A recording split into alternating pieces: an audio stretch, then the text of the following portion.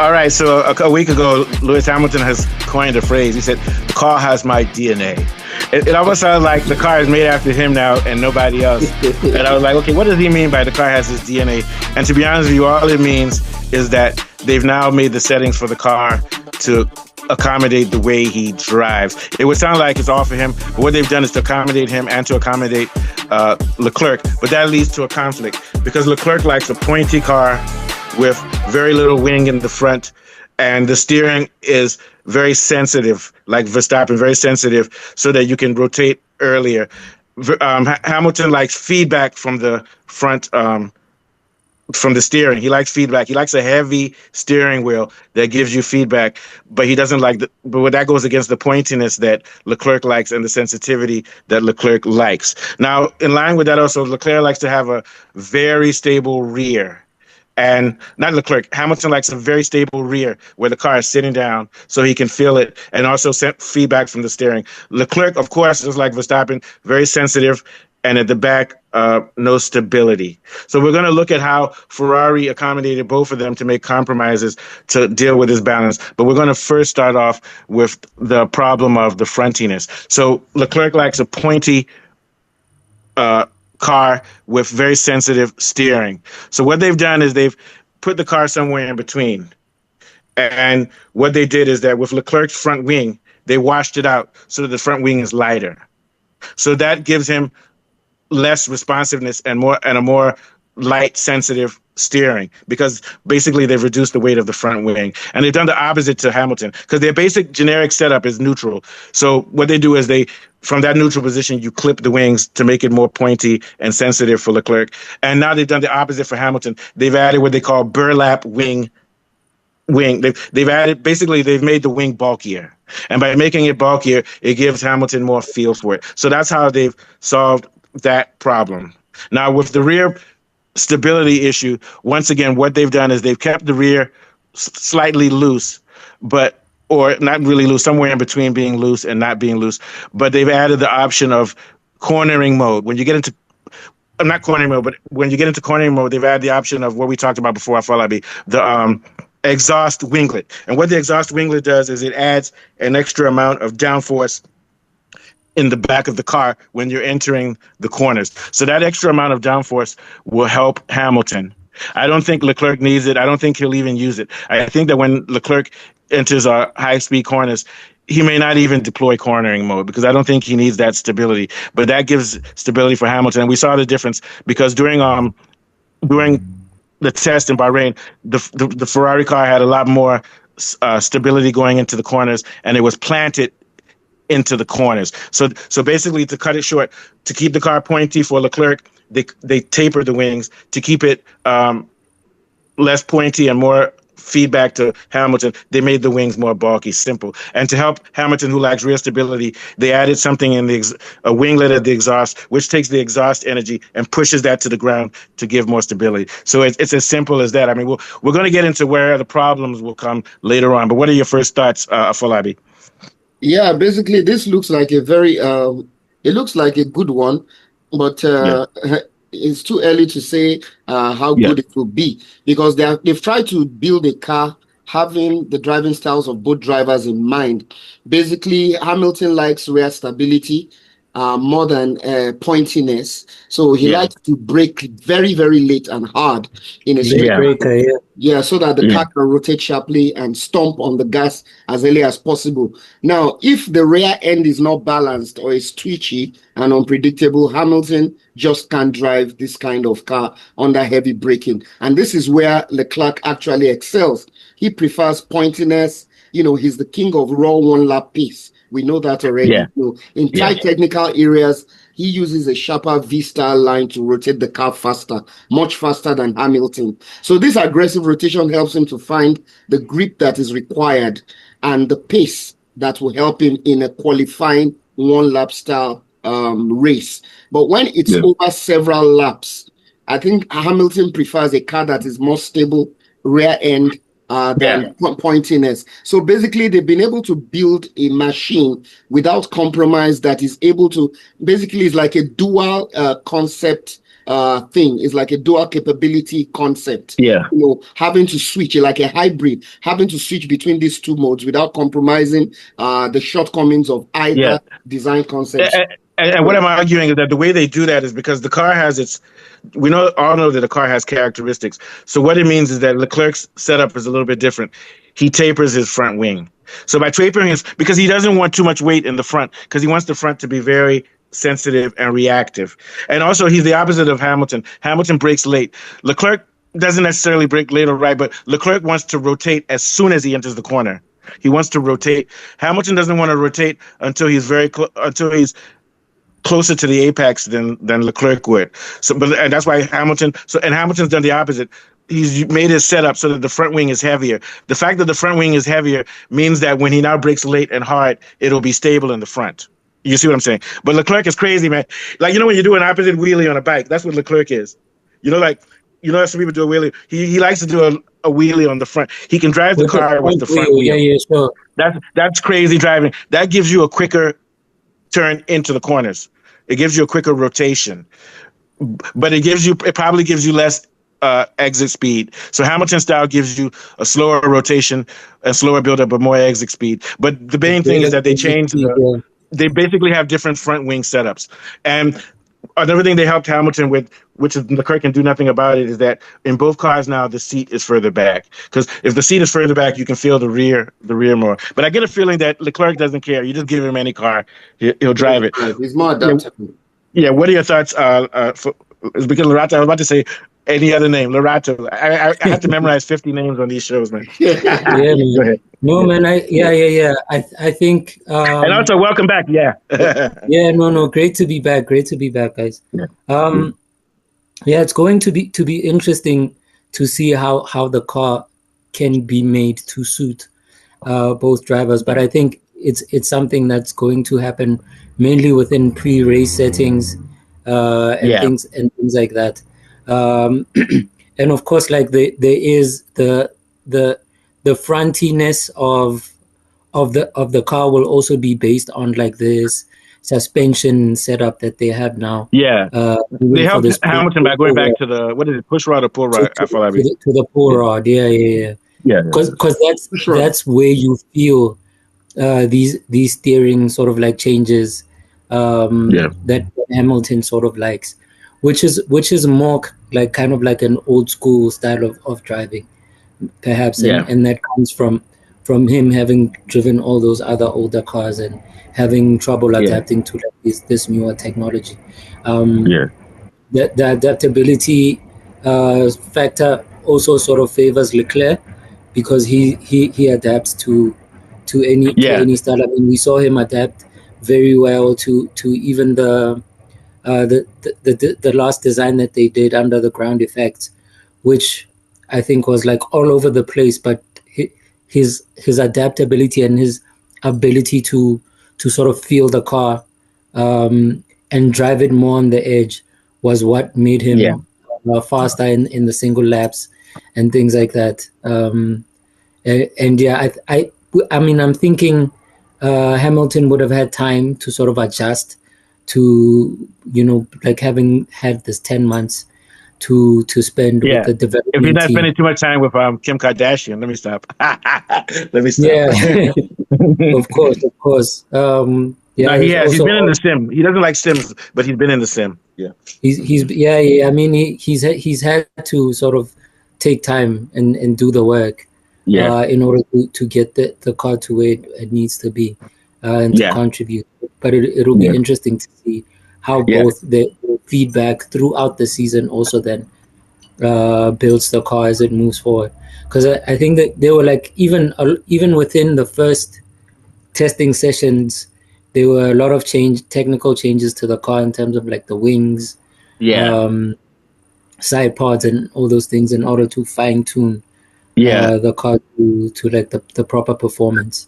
Yeah, what they did was they had A-Spec, B-Spec. They used the A-Spec during the Barcelona testing. Then they used the B-Spec during the first Bahrain. So they've been doing it. Remember, I was laughing at them when they first did it. I said, how can you have two different cars and see if you can buy? But it appears to have worked. Yeah. And the only reason they could work is because this is not like Max Verstappen team where Max Verstappen gets the car tailor made for him. It seems like Leclerc is more open to say, okay, yeah, we can change it a little bit. Because I think Leclerc just says, like you said, he's very adaptable. Give me whatever, I don't care. But I think the deal breaker for Leclerc is he needs to have his front wing. He needs to have his front pointiness, which is why they'll just basically cut the front wing for him. You get what I'm saying? They'll just cut it and give him less wing. Yeah. All right. So yeah. The only thing I think we have to worry about is to give Hamilton more stability now. They've added this exhaust winglet, which basically takes stuff from the exhaust and pushes it down to the ground. And when he's about to enter the corners and activate cornering mode, he turns that on also. And my argument has been, if you're going from high speed on the straights, and before you enter the corner, you add something which gives downforce, it's going to cause a jarring effect no matter what. It's just like in your car, if you downshift while you're going at a fast speed, that's more dramatic. It's going to cause instability. It's like applying the brakes. And it's been showing because when Leclerc was entering the corners, and even Hamilton to a degree, Leclerc more because he's more on the edge, the car is planted, but it's doing oversteer. It's wobbling like a fish. And that's caused by the vibration and the jarring of stepping down. So adding that little device, and I argue adding that device takes away from the unity of the car, because you want your unity in a car with the downforce not to be a switch you turn on and off. You want it to be naturally through the forces of the air and everything, or through a flexible rear wing rather than having that device. So I'm not saying the device is bad, but it comes with that problem, which when you're entering the corners at high speed is going to lead to some instability. And also coming off the corners, they have the other thing which dumps the downforce and gives you more lift. And in that transition, your car will lock out. When you're going from a lot of downforce and all of a sudden you turn on a switch to give you a boost on the straights, that's going to cause instability in the transitions. So that's the problem. And I think that problem sort of negates adding those devices, because at the end of the day, it'll just even out. But I don't think that's a fatal problem for Ferrari. It's just like, physics, they say rob Peter to pay Paul. When you add one counterforce, another one comes. So you want to have a more homogeneous way of dealing with downforce and issues. But that's a small issue. What are your thoughts, Afolabi? And then we'll go to Lorato and end. Yeah, you're absolutely right. This it just means that Hamilton's driving will have to be nuanced when he's in those situations. You know, he may not brake as late and as hard as he used to be, because, like rightly mentioned, that winglet thing might affect his rear stability, whether he likes it or not. So he will now find a way of navigating that in real race situation. And it appears that Ferrari has done more to satisfy Hamilton here, because even the cockpit, the design of the cockpit, the steering wheel, everything has been done, basically to enhance Hamilton's muscle memory, so he doesn't have to think so much when he's driving. Basically, all the buttons and all the functions have been designed to be like a mirror to what he's used to when it was Mercedes. And with the heavier, adding the more weight to the front wing, it gives him adding more weight to the front. The feel of the car when he was winning, and with Mercedes, the car is stiffer with the steering. But I want to add one more thing. Leclerc has already figured out how he's going to deal with the problem of adding more downforce when you enter the corners, which will cause a jerk. He's going to delay the timing of turning on the switch. So in other words, he's not going to turn it on just as he enters the track. He's going to have a delay in which that thing doesn't start functioning until he's already entered the corner anyway. Do you see what I'm saying? I actually think Leclerc doesn't need the downforce thing, because he doesn't need downforce on corners, because he can deal with it. He doesn't. And one interesting thing is that when you get to circuitous tracks like Montreal, that like Leclerc is usually very good at, it will be interesting to see how this kind of car behaves when you have this kind of... He may even tell them to take off that winglet. I'm telling you, man. He may have to, because he's already asking them. He's asking them to change the timing, like a timing belt to change the timing so that pushing as far as possible before you turn it on. Don't even turn it on. I don't think he needs it. What are your last thoughts of Lorato? I think I mean from like the testing data that we saw, we did see that Hamilton seemed to be a little bit more comfortable around the corners, and he's making less like movements and corrections as opposed to Leclerc, but Leclerc is a little bit faster in terms of reaction time. And I think, like you're saying, he will delay in terms of like using the device in corners and all those things, so that he uses it according to his faster reaction speed. as opposed to how the car is then tailor-made to fit Hamilton's driving style. But it will be very interesting to see how they, in the long term, sort of adjust to the car. But I've found that, and I've seen that Leclerc is a lot more adaptable, and he'll the car might even shift more towards him the more he as it goes on. Yeah. And here's the thing: I only have one issue with. Sorry, go ahead. Yeah, more tip. I have one issue with Leclerc, and I saw him again. For Leclerc, it's all or nothing. If he does 10 qualifying laps, 6 of them he has to bail out because he's pushing it too far to the edge, and that's been his problem his whole career. I was about to say that. Sometimes go ahead. His aggressiveness is excessive to the extent that he becomes consistently error prone. Yeah, his level of aggressiveness. That's why I have a problem with this car. But here's the thing: if he nails a lap, he beats everybody. Yeah, but the problem is that it's difficult for him to nail, because even when he nails a lap, he's hanging on. You know, the hanging on where you can tell that. And this is the difference. On the edge. He's on the edge. And the thing about Verstappen goes beyond the limits, but he doesn't. He's smart enough to hold back. And Norris goes at the limit. So what Norris does is he goes exactly at the limit. Okay, because Norris, Verstappen, and Leclerc are the best for pure grip. But what Norris does is Norris is like, no, wait, motherfucker, I'm not going beyond the limit. Verstappen is like, I'm going to go beyond the limit, but I'm going to stop before it's too late. I don't even think Leclerc thinks about it. He's just like, fuck this shit. I'm going to 0 or 1. Leclerc is 0 or 1. Yeah. If Leclerc had any level of restraint, he would be beating Verstappen. But I think the difference between Verstappen and Leclerc is Verstappen spends thousands of hours in the sim machine, and Verstappen strategizes his laps. He doesn't just go all out bazooka. What do you think, Lorato? No, I mean, we know that Max is a beast in terms of edging any car that you give him. I mean, given the Red Bull that he had last year, which was like all over the place, but he could, on every qualifying lap in every Q3, could push it to any limit that any track could offer him. I think Leclerc is also sort of pushes are track specific. You know, he has tracks that he's most comfortable at. Monaco. Monaco, obviously. Obviously Monaco is his best performing track, and even tracks like in Italy and Monza. We see him excel. While someone like Max is like an all-rounder, he adapts to every track, which is something we also saw the McLarens struggle with. They would have their favorite tracks where they know they would do well. Especially Piastri, he's unstoppable on some tracks, but he hates other tracks. But So I think those are some of the things that they need to get over in order to be more competitive. But all in all, I think it's going to be a lot more of a competitive season. Even though from the data that we see now, Ferrari is faring so much better in terms of achieving balance. Mercedes has the most raw power, but they either sandbagging, but I think they have some reliability issues. But I think Mercedes is still the favorite right now. But they haven't demonstrated it.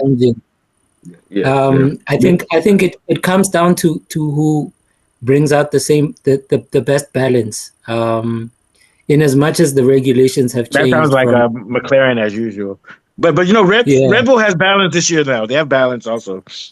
I'm not sure if McLaren has nailed the balanced issue in terms of applying power and then maintaining stability. But they're balanced for an endurance race. You have to be able to do it at the limit. They're not ready for the limit. At one lap, the 1 lap pace, we've seen how top qualifiers tend to win races. But it'll be interesting to see how overtaking then works under these new regulations, if we'll see more overtaking. I have a feeling it's going to be the tires, because no matter how much battery engine you have, once those tires drop, that's when you're going to see people's paces go down, which is okay. I like tire drag racing, man, to be honest. Yeah, because you can't put the power down without the tires, can you? Yeah, I like tire drag. All right, so this is a good one, though. I follow me. Last thoughts and take us out, man. Yeah, Verstappen for me is like an AI engine.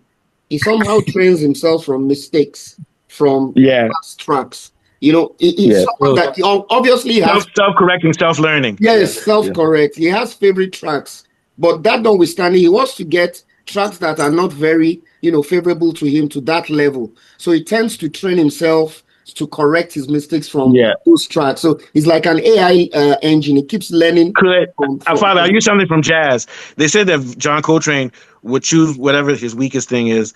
A lot of people will go away from it and play to the strings. He would practice his weakest thing for hours. You get my point? But a lot of other drivers or musicians will focus on what their strongest thing is. You get my point? Yeah, and that's why Verstappen is dangerous, because next year he'll be better. And I think this guy can become like that too. Piastri does that too. Every year he gets better at what he was not good at before. Sorry, I followed me. You can finish. Yeah, so what I was saying is that he's basically competing with himself. He wants to be better than Max Verstappen. And that's the way he thinks. That's the way he reasons. That's the way he does things. And he always sets his bar very high. And, he tries to improve on everything, up to the data and telemetry. The guy is just a monster. And that's why last year when he lost, he wasn't upset. He said, because this was my best season. So he wasn't judging himself on that Norris one. He actually said, this was my best. So what he's done, he's matured to the level where he evaluates himself without relation to other drivers. But of course, you still want to win title. If Red Bull doesn't give him a title in 2 years, he'll leave. All right. You guys, nice one. Take us out of Falabi. It's been a brilliant show. We've been discussing contrasting driving styles and how Ferrari has been able to create a car to cater for, the skills of both driving styles, both Hamilton and Leclerc. And from me, Mustafa and Lerato, we'll be back again with some Formula One stories. Bye for now. All right, good one. Lerato, what day do we see?